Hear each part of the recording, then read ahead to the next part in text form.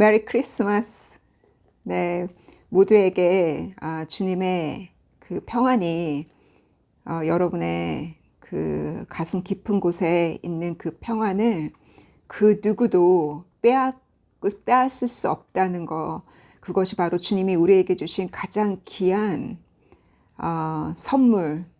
주님께서 부활하셔서 제자들에게 오셨을 때 두려워했던 그들에게 주님이 주신 말씀은 Peace be with you. 하나님께서 이 땅에 평화를 믿는 자에게 개개인에게 평화를 주러 오셨어요. 그러나 이 세상에는 평화를 주러 오신 것이 아니라 이 세상에는 주님께서 칼을 던지러 오셨잖아요. 영적인 전쟁은 마지막 하나님의 심판이 있을 때까지 영적인 전쟁은 계속 진행되지만 주님께서 주를 믿고 따라오는 개개인에게 주신 선물은 마음에 그 누구도 빼앗을 수 없는 평화예요.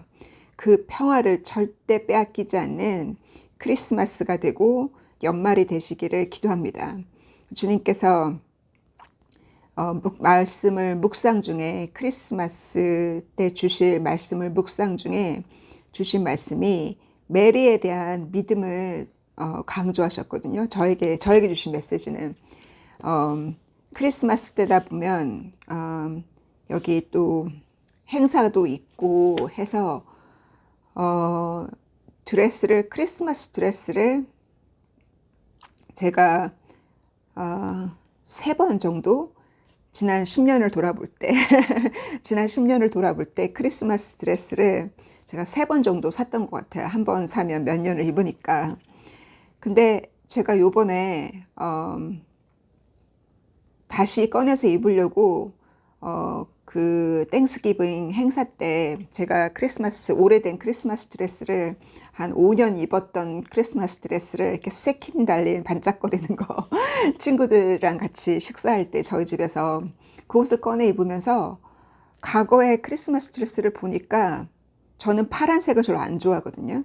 제가 제일 좋아하는 색깔은 주황색이나 피치 색깔, 복숭아 색깔이나 이렇게 따스한 색깔을 좋아하지 저는 파란색을 안 좋아하는데 제가 가지고 있는 크리스마스 드레스마다 3개 다 왜 색깔이 파란색이냐면 그게 가장 저렴했기 때문에 제가 그 색을 산 걸 기억하거든요. 제가 원치 않았지만 다른 컬러보다 가장 저렴하니까 3개가 다 파란색이에요, 의사가. 그때 딱 주님이 저에게 묵시를 주시기를 내셔널 갤러리를 가면 그 예수님 베이비 지저스가 태어났던 그 성화를 보면 마리아는 항상 무슨 색깔로 페인팅이 되어 있냐면 이 파란 블루 컬러로 마리아가 이렇게 항상 페인팅이 되어 있어요. 옷이 다 하나같이 이렇게 밝은 블루예요. 어두운 블루가 아니라. 근데 제가 그 얘기를 전에 작년 1월 달쯤에 제가 그 말씀을 올렸던 것 같은데 이 블루 컬러가 가장 비싸다는 거예요. 구하기 어려운 그 바다 깊은 곳에 있는 미네랄을 통해서 블루 컬러를 만들기 때문에 중세에 이 성화를 그렸던 많은 화가들이 가장 비싼 블루 컬러를 마리아의 옷을 항상 블루 컬러로 입혔고 또 블루는 뭘 상징하냐면 로열 그 왕실을 물론 자주 색깔도 왕실을 상징하지만 블루 컬러가 왕실을 상징한다는 의미가 있거든요. 그래서 제가 그 드레스를 보면서 메리를 생각나게 해주셨어요. 메리가 예수님을 성령으로 잉태했을 때 나이를 한 14살 정도로 보잖아요. 마치 레베카가 시집갔을 때 이삭에게 시집갔을 때가 14살 정도잖아요. 얼마나 그 어린 나이에 메리는 누가복음에 나와 있는 족보처럼 이 왕실이에요. 왕실의 후손이고 다윗 왕실의 후손이잖아요. 그 메리가 성령으로 잉태했을 때 천사가 두려워하지 말라고 알려줬고 그 메리가 뭐라고 얘기하냐면 주님께서 주의 일이 나에게 이루어지다. 주님의 그 약속이 나에게 이루어지다 하면서 그렇게 기도를 하잖아요. 1장에 보면 May your word to me be fulfilled. 당신의 그 약속이, 그 예언이, 그 말씀이 땅에 떨어지지 아니하고 내게 이루어지이다 하고 누가복음 1장 38절에 메리가 이렇게 고백하잖아요. 그리고 메리가 방문을 하잖아요. 그 친척 엘리자베스를 방문했을 때 엘리자베스는 자기 남편의 형이죠. 자기 남편의 형의 아들 스가랴의 아내인 엘리자베스가 임신을 했을 때, 그러니까 예수님과 이 세례 요한은 사촌 관계잖아요. 엘리자베스가 임신한 지 6개월이 되었어요. 근데 엘리자베스가 메리가 방문했을 때 바로 알아봐요. 바로 알아보면서 주를 잉태할 어머니가 어떻게 영광스럽게 나를 방문했냐고, 그렇게 엘리자베스가 그렇게 알아보고 그 메리의 그 찬양, 메리가 쓴 그 기도문을 보면 하나님의 그 자비가 extended, 확대되어서 이 하나님을 두려워하는 자에게 하나님의 자비가 확대되어서 하나님께서 이렇게 가난한 자를 높이시고 또 겸손한 자를 높이시고 교만한 자와 이 세상에 부를 가지고 있는 자는 낮추시는 그와 같은 일이 있을 거라는, 하나님이 오셔서 복음이 어디로 전파되어 준다면 결국 가난한 자와 하나님을 두려워하는 자와 겸손한 자와 병든 자에게 자비를 구하던 그러한 병든 자들에게 자비를, 그 병든 자들이 예수님께 오셨을 때 하나같이 하는 말이 Have a mercy on me 그랬잖아요. 내게 자비를 베푸소서. 그러면서 그들이 치유를 받았을 때 그 치유의 능력 속에서 주님을 알아보았잖아요. 주님이 그 다윗의 후손 가운데 하나님이 메시아를 보내리라는 그 말씀이 이루어진 것을 그들이 보았잖아요. 이처럼 이 팔복장의 말씀처럼 이 크리스마스와 이 연말, 올해 한 해 동안 눈물 흘린 자, 올해 한 해 동안 통곡하고 눈물 흘린 자는 이 크리스마스와 이 연말에 주님이 위로를 받게 해주신다는 거예요. 가난한 자도 주님께서 축복을 주시고, 심령이 가난한 자에게 주님께서, 그 가난한 자에게 주님께서 더 귀한 깨달음을 주시고 계시와 묵시를 주시고, 또 온유한 자에게, 또 자비를 베푸는 자에게, 순수한 자에게, 평화를 이루고자 애썼던 자에게, 그리고 핍박을 받는 자들에게 주님께서 이 크리스마스와 이 연말에 그들의 상이 크다는 거예요.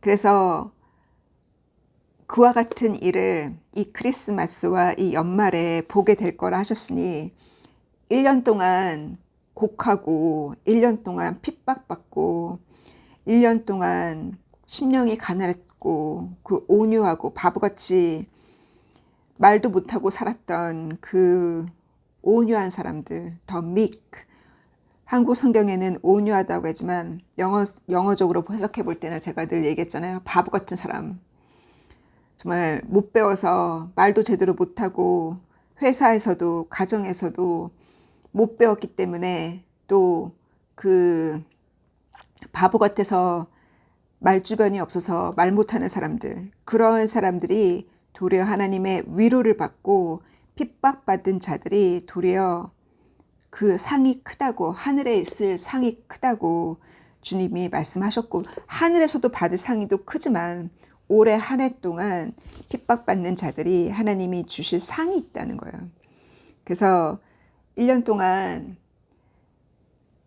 죄짓고 살고 1년 동안 불순종하고 살고 1년 동안 하나님 마음을 아프게 하고 살고 불순종하고 살았던 사람들은 무슨 상이 있겠어요? 이 연말에 상이 없겠죠. 예. 그래서 자기가 이렇게 이 땅에서도 하나님이 상을 베풀 때 상을 주시는데 못 받는 사람들, 그 사람들이 그때 후회해봤자 너무 늦었잖아요.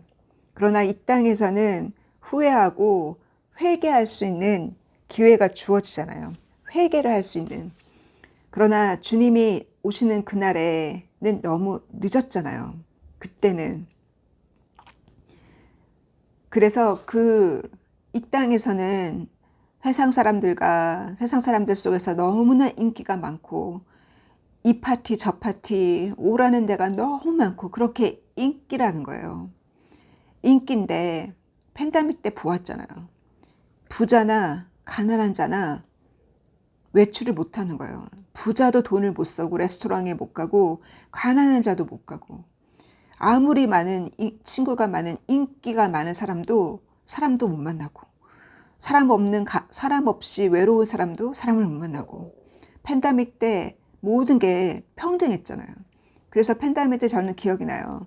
가난하고 외로운 사람들이 뭐라고 했냐면 이렇게 팬데믹이 계속 진행됐으면 좋겠다고. 그래서 질투가 없다는 거예요. 왜냐하면 사람들이 휴가를 안 가고 돈을 쓰는 사람들이 휴가도 못 가고 그러니까 휴가 못 가는 사람들이 위로를 받는 거예요. 그런 것처럼 주님께서 우리에게 무엇을 가르쳐 주셨어요? 그 팬데믹 때. 그때 배운 것을 잊어버리지 말라는 거예요. 그것이 주님께서 우리에게 전 세계의 모든 자들에게 그런 환란에 넣으셔서 누가 좋은 곡식인지 누가 쭉정인지 주님께서 그때 보셨어요. 보셨고 지금도 그렇게 인기 많고 돈 많고 세상을 즐기고 살던 사람들이 주님이 해가 갑자기 어두워지고 주님이 오실 때 그들은 깨달을 거예요. 내가 이렇게 인기 많은 것이 아무 소용이 없다는 거. 내가 이렇게 통장에 돈이 많은 것이 아무 소용이 없다는 거. 그때서는 너무 늦은 거잖아요. 그러니 하늘나라 보험을 들고 우리가 지금은 곡하고 통곡하고 지금은 애통하고 지금은 비록 다른 사람에 비해서 없이 살고 가난할지라도 그 상이 주님이 위로할 그 상이 이 연말에도 있을 뿐만 아니라 주님이 오실 때 주실 그 상을 생각하고 지금 견디고 이기는 자가 도리어 복이 있다는 거예요. 그래서 주님께서 이 인내를 키우시는 과정 가운데 기다림이 너무 중요해요. 기다림 속에서 인내가 자라거든요. 제가 나눴던 말씀 중에 기다림 속에서 인내가 자라고 인내를 통해서 뭐가 자라요? 우리의 성품이 주님처럼 바뀐다 그랬어요. 그 인내라는 그 캐릭터, 인듀어런스가 캐릭터를 만들어낸다고 그랬잖아요. 근데 캐릭터의 의미는 히브리서로 캐릭터의 의미는 하나님의 성품처럼 우리를 새기는 거, 그런 의미가 캐릭터라 했어요. 주님께서 우리에게 그렇게 주님도 십자가에서 견디신 것처럼 우리도 기다림 속에서 인내가 자라고 그 인내 속에서 주님의 성품을 닮아가는 거예요. 그래서 주님께서 우리에게 주시는 이 모든 메시지를 가지고 내가 회개를 할 때 꿈에 무엇을 보여주셨냐면 어떤 자매님이 회개를 한다고 자기 집 청소를 하는데 예를 들어서 싱크대 청소를 하는 걸 자기 집을 청소하는데 그중에 싱크대를 청소하는 걸 봤는데 수세미로 싱크대를 막 문질러 청소를 해요. 집안 청소를 하는데 이 너무 막 열심히 하다 보니까 이 싱크대의 더러운 물이 바깥으로 튀는 거예요. 바깥으로 튀고 내가 가까이 갔는데 내 옷에도 막 튀는 거예요. 그래서 아이고 나까지 더러워지겠다 싶어서 내가 그 수세미를 잡고 내가 하겠다고. 내가 살살살살살 바깥으로 물이 안 튀게 그 싱크대로 청소를 해줬거든요. 저는 그것을 보고 무엇을 봤냐면, 나도 그랬던 것처럼 내가 죄임을 깨닫고 내가 전환하고 회개했을 때 주님이 곧 오신다는 그 메시지를 내가 꿈을 통해서 또 주님의 책을 통해서 알게 되었을 때, 내가 회개하느라 나를 청소하고 회개하느라 그 회개를 소리 소문 없이 조용하게 했어야 되는데, 내가 회개를 너무 소문나게 하잖아요. 너무 소문나게 하면 사람들에게 오해의 시선을 줄 수 있다는, 사람들이 내가 막 회개하는 그로 인해서 그것이 하나의, 나는 열심히 한다고 했지만 도리어 그로 인해서 다른 사람들에게 티가 나지 않게 회개하는, 예수님 그러셨잖아요. 금식할 때 금식한다고 자랑하지 말라고. 도리어 얼굴에 로션을 바르고 네가 금식하는지 모르게 하라고. 선한 일을 할 때도 오른손으로 하는 일을 왼손이 모르게 하라고 한 것처럼, 어떻게 하면 왼손이 모르게, 사단도 모르게, 믿지 않는 자들이 모르게 내가 그렇게 의를 쌓고 회개하고 나를 씻는지, 그렇게 하는 것이 지혜라는 거예요. 그렇게 하는 사람들도 모르게 금식하고, 사람들이 모르게 회개하고, 사람들이 모르게 나의 믿음이 자라고, 그래야 할 수 있도록. 그래서 그 마태복음 23장 23절에도 예수님께서 바리새인들과 대화를 하실 때, 그들은 11조를 내고 예배 드려야 할 성전에 가서 예배 드리고 그 모든 동물들을 희생함으로 그렇게 예배를 드리지만, 예수님께서 그들에게 말씀하시기를 모세의 율법 중에 그거보다 더 중요한 거, 11조보다도 교회에 참석하는 그 예배에 참석하는 참석률보다도 더 중요한 것은 공의와 아까 그 가난한 자, 그 가부와 고아들 돌보는 그 공의와 그들에게 베푸는 멀시, 자비와 또 믿음, 이 세 가지가 그 어떤 눈에 보이는, 가시적으로 눈에 보이는 것보다 더 중요하다고. 그렇지 않으면 다 형식주의자라고 예수님께서 말씀하신 것처럼, 우리가 눈에 보이지 않게 숨어서 베푸는 이 모든 것들, 그렇게 베풀면서 주님이, 내가 몰래 숨어서 베푸는데도 그것을 주님이 많은 사람들이 보도록 이렇게 드러내시기도 하시거든요. 주님께서 때가 되면 그렇게 드러내시리라는 것을 여러분 아시고, 지금은 숨어서 할 때가 있고 주님이 드러내실 때가 있어요. 주님이 드러내실 때는 내가 숨어서 했던 일을 간증으로 나누는 우리가 되도록 해요. 그래서 이 자비에 대해서 베드로가 뭐라고 얘기냐면, 베드로 1장 3절에 보면, 베드로 전서 1장 3절에 보면, 주님의 그 자비 안에서 우리가 새로 태어나서 새로운 희망으로 살게 되었다고. 주님의 그 자비가 무엇이냐면, 그 자비가 바로 구원이잖아요. 우리가 얘기하는 예수님께 자비를 구했을 때 그들의 병이 치유받고, 그 치유 속에서 예수님을 알아보는 구원의 역사가 일어난 것처럼, 주님의 그 자비와 그 은혜, 그 자비와 그 은혜는 거저 주시는 선물이에요. 거저 주시는 선물이지만 누가 그 자비와 은혜를 받냐면, 그 자비와 은혜를 받는 사람은 이러한 사람이라는 거예요. 팔복장에 나와 있는 그러한 사람이 주님의 자비와 은혜를 받는다는 거예요. 사람들은 주님의 은혜와 사랑으로 하나님이 이 땅에 내려오셨으니, 예수님이 태어나셨으니 주님의 은혜와 사랑으로 이 세상의 모든 사람이 주님의 은혜와 자비를 받는다고 생각해요. 그게 아니라는 거예요. 교만하고 거만하고 자기만 부유하게 사는 이기적인 사람에게 주님의 자비와 은혜가 없어요. 이스라엘의 역사를 볼 때 주님이 언제 자비와 은혜를 베푸셨어요? 그들이 죄를 지었을 때는 하나님의 은혜와 자비가 없었어요. 그러나 그들이 바벨론 포로에 끌려가고 아수르와 주변의 강대국으로부터 고난을 당하면서 하나님께 눈물로 간구하고 곡했을 때 하나님이 다시 고개를 들어서 그들에게 자비를 베푸셨어요.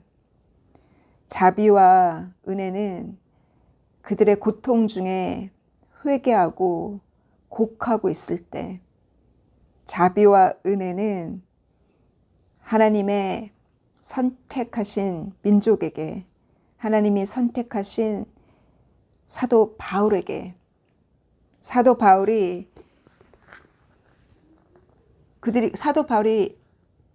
살인자였지만 다윗도 살인자 아니었어요. 다윗도 실수를 했잖아요. 그 장군의 아내를 빼앗기 위해서 간접적인 살인을 했고, 사도 바울도 살인을 했지만 하나님이 보신 그 마음의 중심, 그 마음의 중심을 보시고 하나님이 선택하신 사람은 절대 예정 가운데 하나님이 자비와 은혜를 베푸셔서 하나님이 선택하신 사람은 끝까지 그 사람을 통해서 뜻을 이루세요. 주님께서 결정하셨기 때문에, 주님이 선택하셨기 때문에, 그 그릇으로 선택하셨기 때문에. 그러나 이 세상에 대부분의 그 절대 예정으로 선택된 사람이 있는가 하면, 또 주님께서 자비와 은혜를 베푸는 그 사람들은 주님 앞에 통곡하고 애통하고 그들의 고통 속에서 그 순수하고 깨끗하고 마음이 순전하고 어린아이처럼 그러한 자들이, 또 가난 속에서 그러한 자들에게 복음이 그들에게 복음이 전파되는 것이 과거에도부터 지금까지 그러하다는 거예요.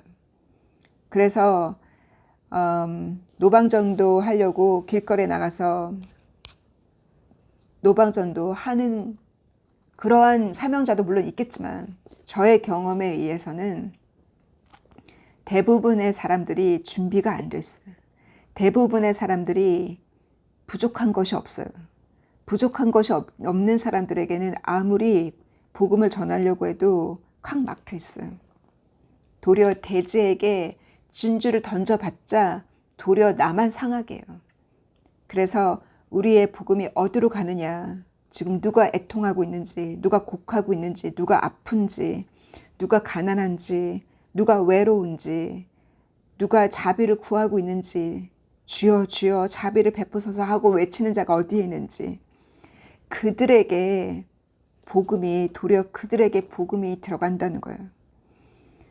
그래서 저도 이번에 팔목이 아플 정도로 케이크는 쉬운데 쿠키는 만들기 힘들더라고요. 왜냐하면 케이크에는 그 계란이 들어가고 하니까 리퀴드잖아요. 그래서 쉽게 기계로 돌릴 수 있지만 이 쿠키는 이렇게 딱딱 그 반죽 자체가 딱딱하잖아요. 그러니까 손목이 나갈 정도로 그 반죽을 해서 쿠키를 구워서 이웃에게 주고 그렇게 전달하기 위해서 그걸 만들면서 느낀 거는, 정말 가난한 자를 집으로 초대해서 정말 작은 것을 줬지만, 큰 것을 준 것도 아니고 작은 것을 줬지만 그 작은 것을 정말 고맙고 감사해라 하는 사람은 도리어 그 가난한 자고 그 불쌍한 자들이더라고요.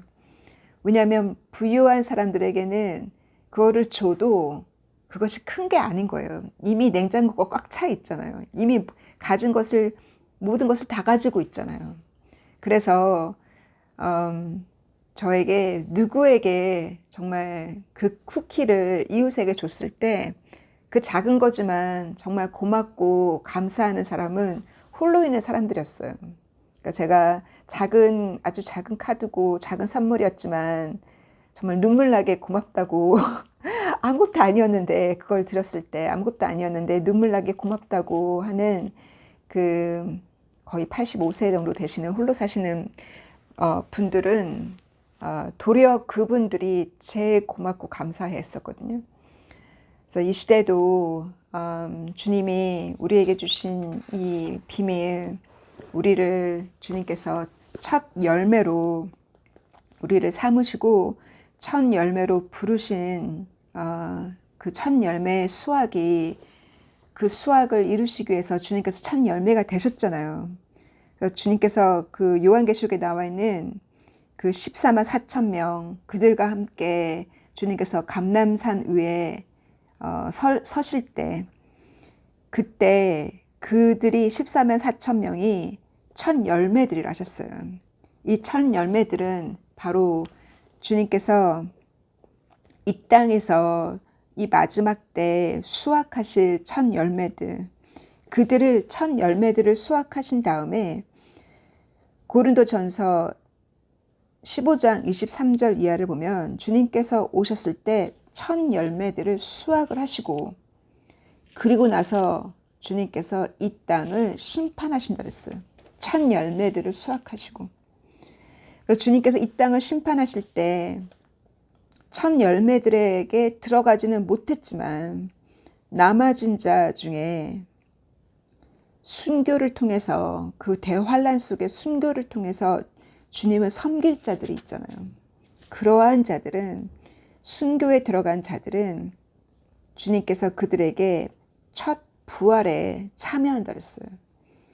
주를 위해서 그 짐승의 표를 받지 않고 그 짐승을 섬기지 않았던 자들, 요한계시록 20장 4절 이하를 보면, 또 요한계시록 15장 이유를 보면, 그 666을 받지 않고 짐승에게 절하지 않고 우상 숭배하지 않았던 그 표를 받지 않는 자들, 그래서 주를 위해서 순교한 자들, 계시록 15장과 계시록 20장에 나와 있는 그 승리하고 순교했던 자들은 주님께서 그들과 함께 1000년 동안 이 땅을 다스리는, 그들이 첫 부활에 참여한다 그랬거든요.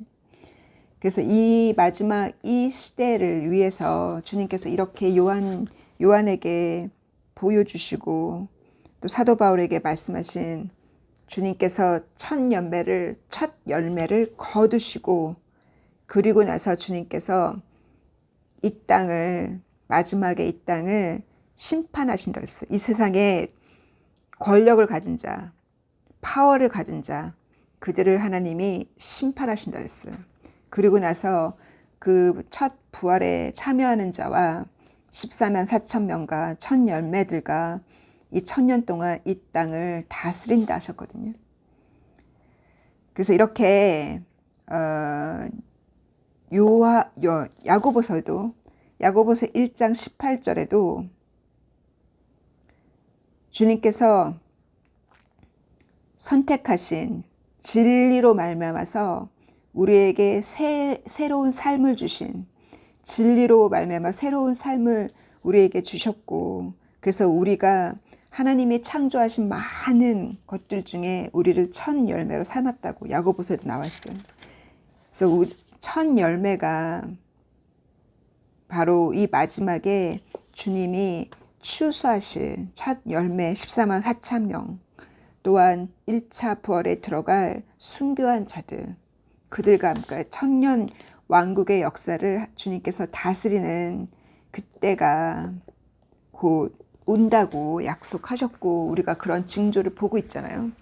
그러니 지금 애통하고 지금 곡하고 지금 핍박을 받고 있지만 곧 위로받고 곧 웃을 날이 얼마 안 남았음을 믿고 그 기다리는 중에 창피한 수치를 보이지 말라는 거.